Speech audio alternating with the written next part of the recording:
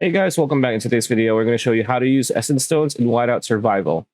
Are you looking for a quick guide on how to use Essence Stones in Whiteout Survival? Stay tuned because this video is for you. All right, so how to use Essence Stones. We are in searchyourgames.helpshift.com, which is the developers of Whiteout.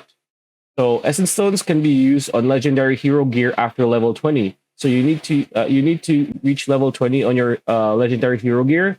To do this, upon reaching level 20 furnace, a new mastery forging button will appear. Tap it to find available essence stones that you can use. So yeah, that's pretty much it. That's a video. Hope you liked it. Like, comment, share, subscribe, ring that bell icon. We'll see you on the next one.